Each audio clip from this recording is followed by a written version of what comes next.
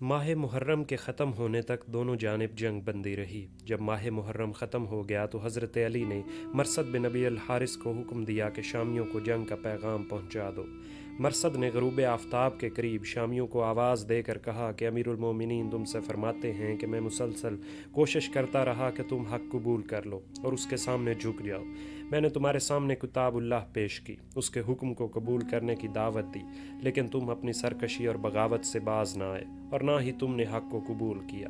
میں نے تمہارے سامنے برابر کا معاملہ پیش کیا اور اللہ تعالیٰ خیانت کرنے والوں کو پسند نہیں فرماتے۔ شامی یہ اعلان سن کر اپنے اپنے امراء اور رؤساء کو اطلاع دینے کے لیے دوڑ پڑے۔ حضرت امیر معاویہ اور حضرت عمر بن عاص لوگوں کے ساتھ باہر آئے۔ فوج کو دستوں میں تقسیم کر کے انہیں مورچوں پر بٹھایا۔ لوگوں نے آگ روشن کی۔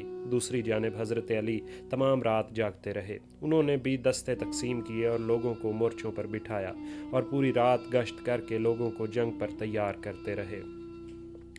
ابو مخنف نے عبد الرحمن بن جندب الازدی کے حوالے سے اس کے والد سے نقل کیا ہے کہ حضرت علی کرم اللہ وجہہ جب بھی ہماری دشمن سے مڑ بھیڑ ہوتی ہمیں یہ نصیحت فرماتے: اس وقت تک ہرگز جنگ نہ کرو جب تک کہ دشمن تم سے پہل نہ کرے۔ اللہ عز و جل کا شکر ہے کہ تم حق پر ہو اور تمہاری طرف سے جنگ کا آغاز نہ ہونا چاہیے، یہ تمہارے حق پر ہونے کی دلیل ہے۔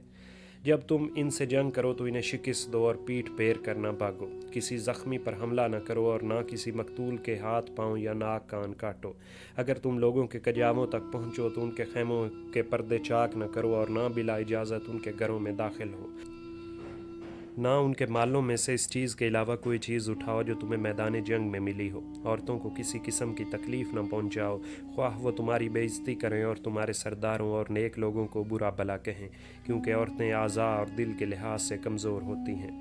ابو مخنف نے اسماعیل ابن یزید ابو اسحاق کی سند سے حضرمی کا یہ بیان نقل کیا ہے کہ وہ کہتے ہیں: میں نے 3 مواقع پر حضرت علی کو جنگ پر ابھارتے ہوئے دیکھا، ایک جنگ صفین، ایک جنگ جمل اور ایک جنگ نہروان میں۔ حضرت علی نے لوگوں سے مخاطب ہو کر فرمایا: اے اللہ کے بندو، اللہ سے ڈرو، نگاہیں نیچی رکھو اور آوازیں پست رکھو، گفتگو کم کرو، اپنے مورچہ بندی کرو، آگے بڑھنے، مقابلہ کرنے، تدبیر جنگ، تیر اندازی اور نیزہ بازی میں مشغول رہو، ثابت قدم رہو اور اللہ کا کثرت سے ذکر کرو تاکہ تم کامیاب ہو۔ آپس میں نہ جھگڑو ورنہ تم کمزور پڑ جاؤ گے اور تمہاری ہوا اکھڑ جائے گی۔ صبر کرو، اللہ یقیناً صبر کرنے والوں کے ساتھ ہے۔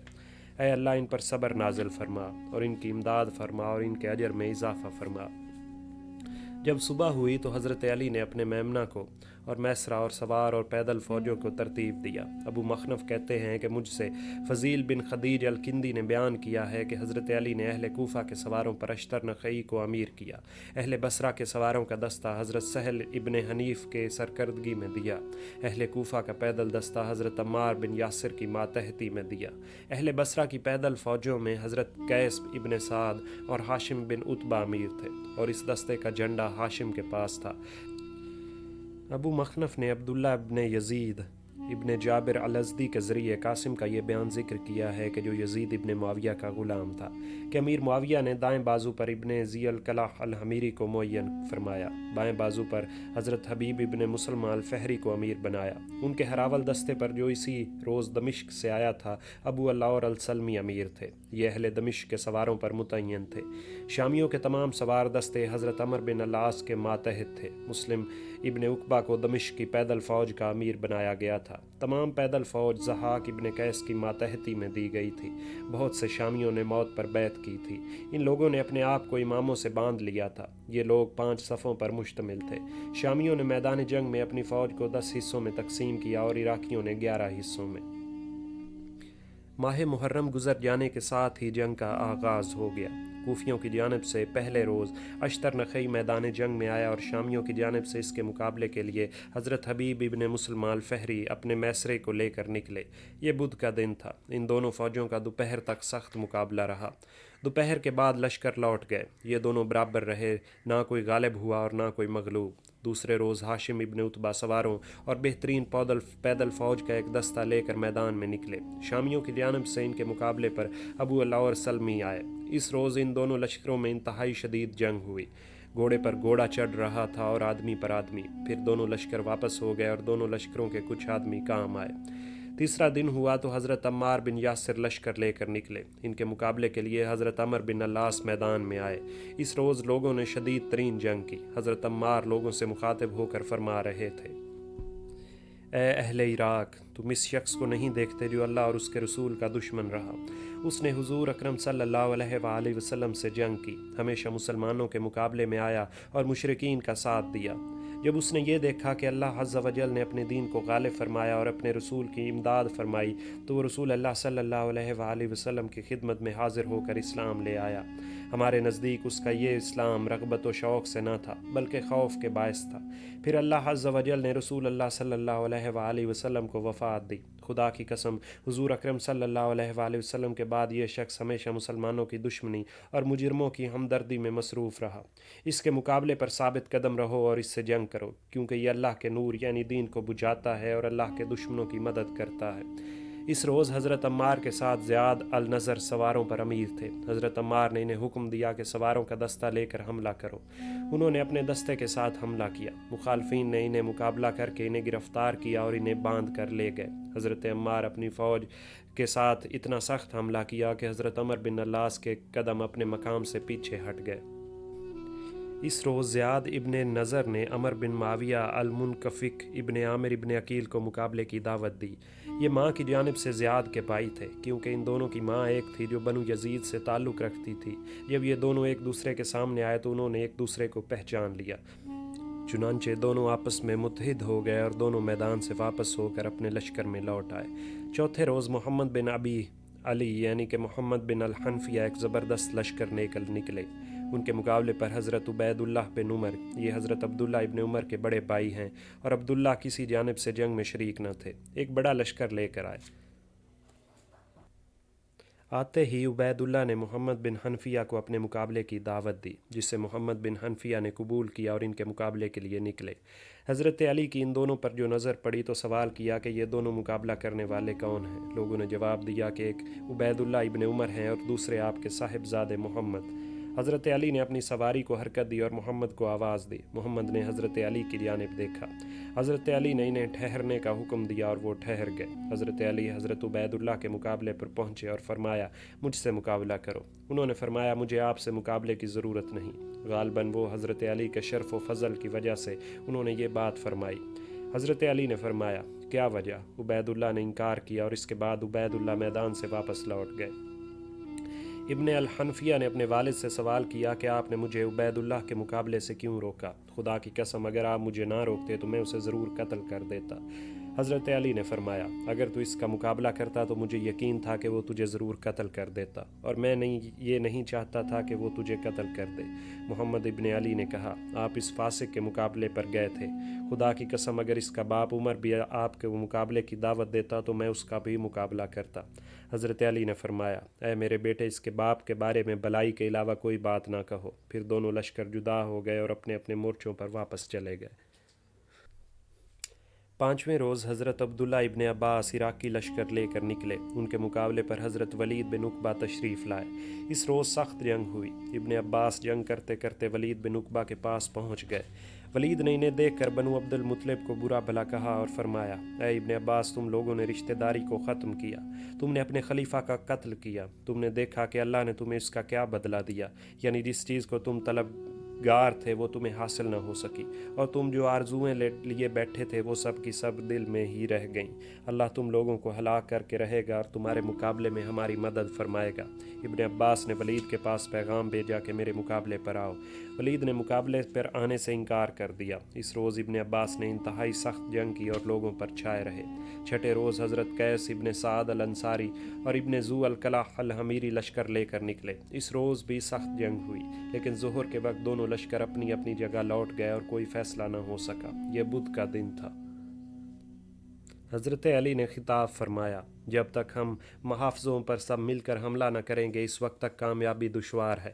اس لیے حضرت علی نے بدھ کے روز شام کے وقت عصر کے بعد ایک خطبہ دیا اور فرمایا: تمام تعریفیں اس کے لیے ہیں جو کسی شے کو توڑ دے تو اس کا کوئی جوڑنے والا نہیں، اور جس بات کا فیصلہ کر دے تو اس کے فیصلے کو کوئی روکنے والا نہیں۔ اگر خدا چاہتا تو اس کی مخلوق میں سے دو شخص بھی باہم اختلاف نہ کرتے، اور نہ امت اس خلافت کے معاملے میں جھگڑتی، اور نہ کم تر شخص افضل شخص سے اس کی فضلیت کے معاملے میں اختلاف کرتا، اور ہم اور یہ مخالفین اپنی اپنی تقدیر پر خود گامزن رہتے اور اس مقام پر اکٹھے جمع ہوتے۔ پس ہم تو اپنے پروردگار کا حکم سنتے اور اس کی اطاعت کرتے ہیں۔ اگر وہ چاہے تو لوگوں کو جلد سزا دے دے۔ ہر قسم کی تبدیلی اس کے حکم سے ہوتی ہے۔ اللہ تعالیٰ ظالم کو جھوٹا قرار دیتا ہے، اور حق کو بھی یہ معلوم ہو جائے کہ اس کا ٹھکانہ کہاں ہے۔ لیکن اللہ تعالیٰ نے دنیا کو دارالعمل بنایا ہے، اور آخرت جو اس کے پاس ہے وہ دارالقرار ہے، تاکہ ان لوگوں کو بدلہ دے جنہوں نے اعمال بد کیے اور جنہوں نے نیک اعمال کیے ہیں۔ خبردار، تم کل دشمن سے جنگ کرنے سے قبل رات کو لمبی لمبی نمازیں پڑھو، کلام اللہ کی کثرت سے تلاوت کرو، اور اللہ عز و جل سے مدد اور صبر کا سوال کرو۔ انتہائی ثابت قدمی سے مقابلہ کرو اور سچے بن کر دکھاؤ۔ راوی کہتا ہے کہ رات ہوئی تو حضرت علی خیمے سے باہر تشریف لائے۔ تمام رات لشکر کی مورچہ بندی کرتے رہے۔ جب صبح ہوئی تو لشکر کو لے کر پہنچے۔ معاویہ بھی اپنے شامی فوج لے کر میدان میں آئے۔ حضرت علی ہر شامی قبیلہ کے بارے میں دریافت کرتے کہ یہ کون سا قبیلہ ہے۔ لوگ ان سے شامی قبائل کے نام و نسب بیان کرتے، حتیٰ کہ آپ نے ان تمام قبائل کو پہچان لیا اور آپ کو ان کے ٹھکانوں کا علم ہو گیا۔ آپ نے قبیلہ ازد کا نام سن کر فرمایا، یہ میرے لیے کافی ہے۔ قسم کا نام سن کر بھی یہی الفاظ دہرائے، یعنی ان کا مقابلہ میں خود کروں گا۔ اس کے بعد عراق کے تمام قبائل کو حکم فرمایا کہ ہر قبیلہ اپنے قبیلے والوں سے جنگ کرے۔ ہاں، اگر شامی فوج میں سے کسی خاص قبیلے کے افراد موجود نہیں تو وہ کسی دوسرے شامی قبیلے کا مقابلہ کرے۔ بجلیہ کے علاوہ کوئی قبیلہ ایسا نہیں جس کے کچھ افراد شامی فوج میں شامل نہ ہوں۔ اس قبیلے کے بہت کم افراد شامی فوج میں پائے جاتے ہیں۔ آپ نے اس قبیلے کو بنو لخم کے مقابلے پر بھیجا۔ اس روز بھی لوگ آپس میں گتھم گتھا ہوئے اور تمام دن سخت ترین جنگ رہی۔ شام کے وقت دونوں لشکر جدا ہو گئے اور کوئی بھی ایک دوسرے پر غالب نہ آ سکا۔ یہ بدھ کا روز تھا۔ جمعرات کے بعد حضرت علی نے صبح کے نماز بہت اندھیرے میں پڑھائی۔ ابو مخنف نے عبد الرحمن ابن جندب کے ذریعے ان کے والد جندب سے نقل کیا ہے کہ وہ فرماتے ہیں، میں نے حضرت علی کو اتنے اندھیرے میں صبح کی نماز پڑھاتے کبھی نہیں دیکھا جتنے اندھیرے میں اس روز نماز پڑھائی۔ نماز کے بعد آپ نے شامیوں کی جانب لشکر روانہ کیے۔ یہ لشکر شامیوں کی جانب روانہ ہوئے۔ جب شامیوں نے اپنی جانب ان لشکروں کو بڑھتے دیکھا تو وہ ان کے استقبال کے لیے بڑھے۔ اس روز حضرت علی کے دائیں بازو پر عبداللہ ابن بدیل اور بائیں بازو پر حضرت عبداللہ ابن عباس امیر تھے۔ حضرت علی لشکر کے قلب میں تھے جو اہل کوفہ اور بصرہ کے درمیان تھا۔ ان کے ساتھ اکثر و بیشتر مدینہ کے انصار تھے۔ بنو خزاعہ کی بھی ایک اچھی خاصی تعداد آپ کے ساتھ تھی۔ اس طرح اہل مدینہ سے بنو کنانہ وغیرہ بھی آپ کے ساتھ موجود تھے۔ پھر دونوں لشکر ایک دوسرے کے مد مقابل ہوئے۔ امیر معاویہ نے ایک بڑا قبہ لگوایا جس پر پردے لٹکے ہوئے تھے۔ اس روز اہل شام کے ایک بڑے گروہ نے امیر معاویہ سے موت پر بیعت کی۔ انہوں نے دمشق کے سواروں کو حکم دیا کہ تمام لشکر کی چاروں جانب پھیل جائیں۔ اس روز عبداللہ ابن بدیل اپنے دستے کو لے کر نکلے اور حضرت حبیب ابن مسلمہ پر حملہ کیا جو شامی فوج کے بائیں بازو کے سالار تھے۔ یہ حملہ اتنا شدید تھا کہ عبداللہ ابن بدیل شامی فوج کو دباتے چلے گئے۔ شامی سوار بھی مد مقابل ہوئے لیکن انہیں پیچھے ہٹنے پر مجبور کر دیا گیا۔ اس روز عبداللہ ابن بدیل نے اپنے لشکر کے سامنے خطبہ دیا اور فرمایا، خبردار، معاویہ نے ایسی چیز کا دعویٰ کیا ہے جس کا وہ اہل نہیں، اور خلافت کے معاملے میں اس شخص سے اختلاف کیا ہے جس کا آج دنیا میں ثانی موجود نہیں۔ حق کو ہٹانے کے لیے باطل کی حمایت میں جنگ کی، تم پر بدوؤں اور لشکریوں کو چڑھایا اور لوگوں کے سامنے گمراہی کو چمکا کر پیش کیا، لوگوں کے دلوں میں فتنوں کا بیج بویا اور لوگوں پر اصل معاملے کو غلط ملت کر دیا، اس طرح ان کی ناپاکی میں مزید اضافہ کیا۔ تم اپنے پروردگار کی جانب سے نور ایمان پر قائم ہو اور تمہارے پاس حقانیت کے واضح دلائل ہیں۔ ان سرکشوں اور باغیوں سے جنگ کرو اور ان کو کسی قسم کا خون معاف نہ کرو۔ تمہیں ان سے ڈرنا نہیں چاہیے کیونکہ تمہارے پاس اللہ عز و جل کی پاک اور اختلاف سے پاک کتاب موجود ہے۔ کیا تم ان سے ڈرتے ہو؟ اور اللہ اس بات کا زیادہ حقدار ہے کہ اس سے ڈرا جائے اگر تم مومن ہو۔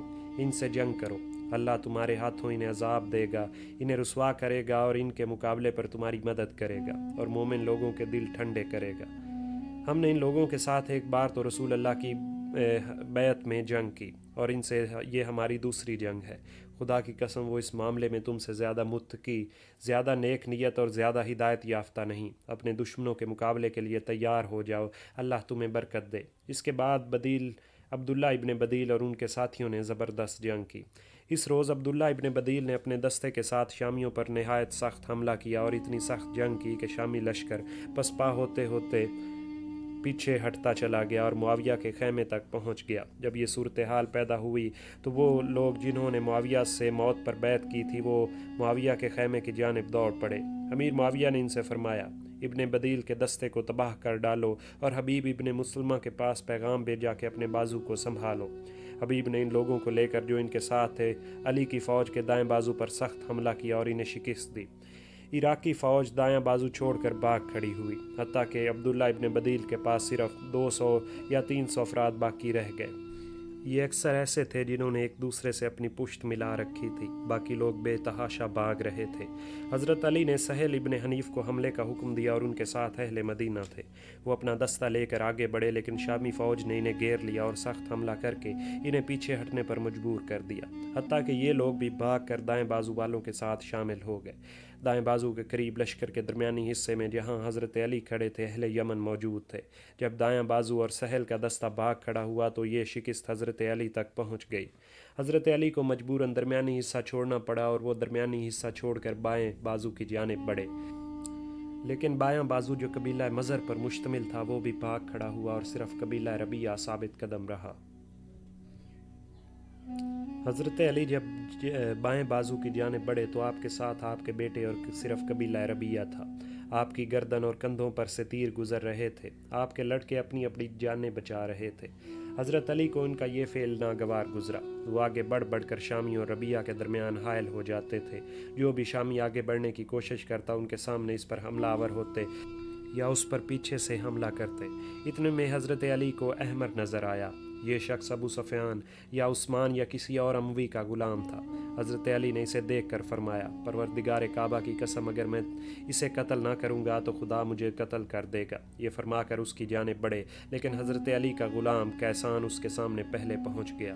دونوں میں کچھ دیر مقابلہ ہوا اور اس اموی غلام نے کیسان کو قتل کر دیا۔ حضرت علی نے اسے للکارا اور بڑھ کر اس کی زرہ کی گردن میں ہاتھ ڈال دیا اور اسے اپنی جانب کھینچا، پھر اسے اپنے سر سے اوپر اٹھایا اور اسے زمین پر دے مارا، جس سے اس کا کندھا اور دونوں بازو ٹوٹ گئے۔ یہ دیکھ کر حضرت علی کے صاحب زادے حسین اور محمد نے اس پر حملہ کیا اور اپنی تلواروں سے اسے ختم کر دیا۔ حضرت علی کھڑے ہوئے تھے اور یہ دونوں صاحب زادے اس کو ٹھوکریں مار رہے تھے۔ جب وہ ختم ہو گیا تو یہ دونوں باپ کے پاس لوٹ آئے۔ اس دوران میں حضرت حسن اپنی جگہ کھڑے رہے۔ حضرت علی نے ان سے فرمایا، اے میرے بیٹے، تم نے وہ کام نہ کیا جو تمہارے بھائیوں نے کیا تھا، یعنی تم کیوں اس کے قتل میں شریک نہیں ہوئے؟ حضرت حسن نے فرمایا، اے امیر المومنین، میرے لیے ان دونوں کا قتل کرنا ہی کافی ہے۔ اتنے میں شامی لشکر حضرت علی تک پہنچ گیا۔ حضرت علی اس سے زیادہ تیزی کے ساتھ اس لشکر کی جانب بڑھے۔ حضرت حسن نے ان سے فرمایا، اے امیر المومنین، اس میں آپ کا کیا حرج ہے کہ آپ کوشش کر کے اپنے ساتھیوں تک پہنچ جائیں جو آپ کے دشمن کے مقابلے پر جمے ہوئے ہیں، یعنی چند افراد کے ساتھ اس لشکر کا مقابلہ کرنے سے دوسری جانب چلے جانا بہتر ہے۔ حضرت علی نے فرمایا، اے میرے بیٹے، آج کا دن تیرے باپ کا دن ہے۔